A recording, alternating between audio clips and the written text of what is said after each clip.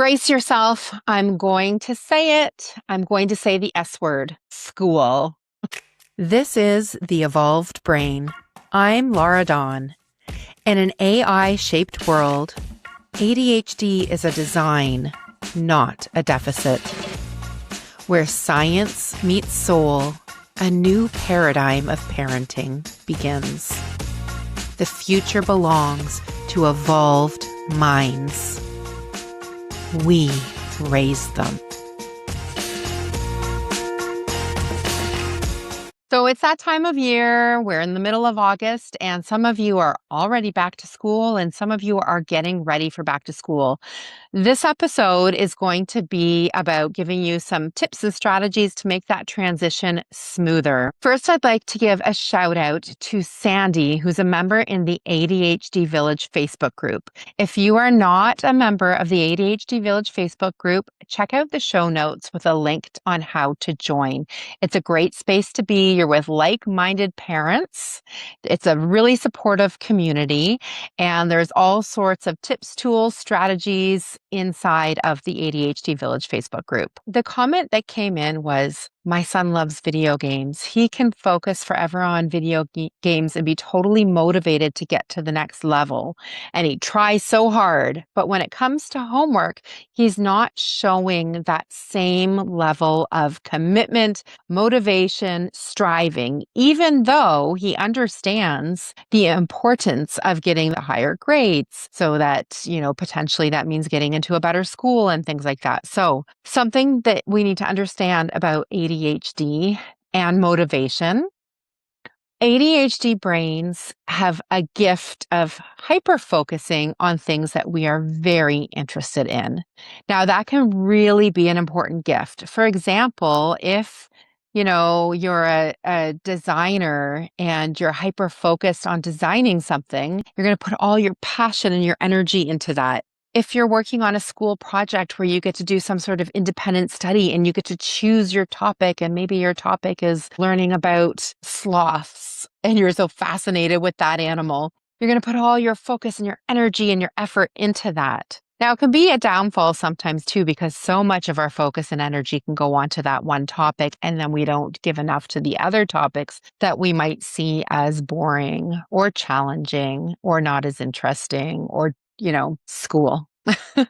So that's just something important to be aware of. And an ADHD brain is often motivated by things that are new, things that are exciting, things that are really interesting, or if there's a little bit of a challenge element. If your child is showing that they can hyper-focus on things they love, but not on homework, it means that they're having difficulty shifting their attention. So is there a way to gamify?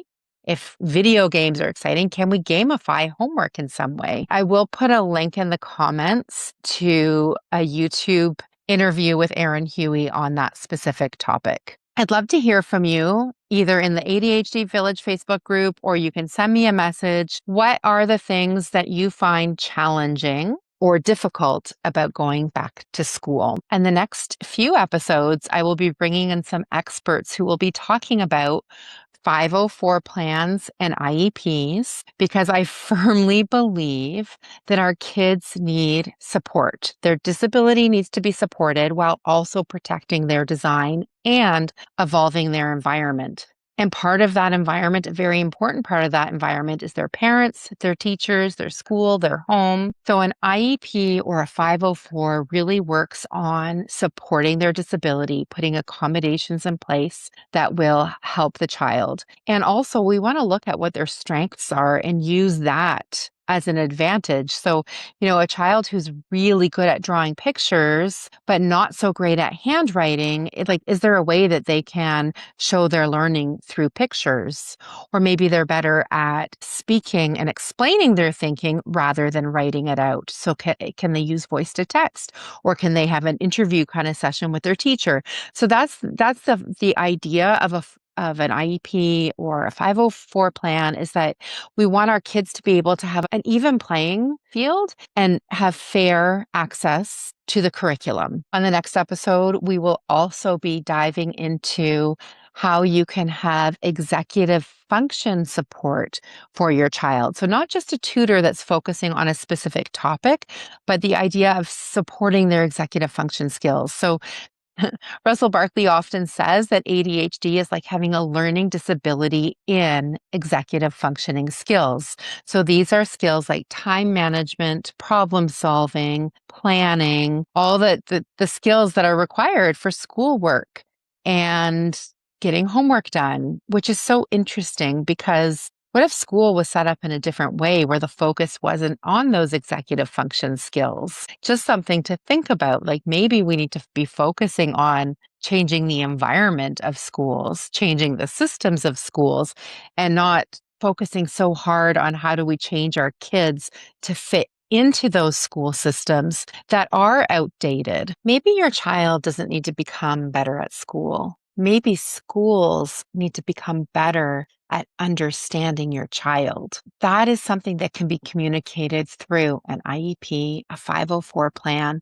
But before you even get to that point, it's always a great idea to have open communication with your child's teacher and the school. Parents often enter the new school year carrying the story from the previous school year, missing assignments, detentions, those difficult mornings, a messy desk, phone calls from the teacher. We don't want to start the new year carrying that energy from the previous year. So let's start off fresh. Ask yourself, who is my child becoming and what do they need to thrive in school this year? Okay, so the reason why I started this episode by saying, oh, I'm going to say the S word is because in my family, my kids do not like to hear the S word, school, until maybe the day or two before school starts. There is a lot of anxiety that goes with ADHD. And when they were little, we used to drive by the school. We used to play on the school playground before school started. I would make up story books myself, like with pictures of the school and the classroom. Sometimes I would get a picture of the teacher ahead of time. We could put that in there and we would talk about school. When they were younger, that seemed to ease some of the anxiety because they were getting an idea of what to expect. Now that they're older, they don't even want to think about it until they have to think about it. So tune into what your child needs around that transition for back to school time and be really aware that it is a difficult time because they're shifting from their summer vacation of freedom and sleeping in and shifting to going into a school building with very structured, like time, schedule. There's a new teacher, probably lots of new kids in the classroom that they're not used to. There's a lot of new. And we know that kids with ADHD, especially, they're trying hard all day to keep everything together. They're trying to follow the routines. They're trying to listen to the teacher while not getting distracted. They're trying to do what's expected of them as best as they can. And that takes a lot of mental energy. So by the time they get home, they'll often lose it. They let it all out because they've been masking at school all day. So this is one of my favorite tips. If you're picking your child up from school or they're coming home, before you connect with them, just take a few minutes, take some deep breaths, and imagine like a really special moment with your child. Maybe it's a moment when they gave you a great big hug, or maybe, swimming in the pool in the summertime, but something that's really special that's going to bring up those feelings of lovey, ooey gooey goodness, get that oxytocin flowing so that when you see your child, like you're in a better space. Often right before you see your child, you're racing home from work or you're trying to get an email out that sent out before you see them. You're trying to get dinner ready and there's this busy energy. But if you can give yourself a couple minutes just to ground your energy, feel into some lovey feelings, that's going to really help because our kids feel our energy. When your child transitions from school to home, they may need some quiet, like no talking. I know we want to say, how was your day? And all of these things, but sometimes they just need quiet. I think it's really important and helpful to give them a protein snack as soon as you can. Like if you're picking them up from school, have that protein snack with you because we don't know how much they're eating at school. Often kids are distracted and they don't eat their lunches. And with ADHD, especially, we want to help kids not have that drop in their sugar. So that protein, if they can have a few bites of protein every 1.5 to 2 hours, that really does help them with their mood. And think about a way that you can connect with them when they come home. Maybe they want a hug. Maybe they would like their back tickled. Maybe they would like a big glass of water and a snuggle on the couch. Maybe they would like to sit beside you and color. Maybe they'd like you to read them a story. Like whatever it is, think about a way that's going to make that connection time feel special and calming and grounding and regulating for them. This goes for your teenagers too. Teenagers have a lot to juggle during a school day. There's a lot of social stuff going on. They've got lots of different teachers. They're moving from classroom to classroom.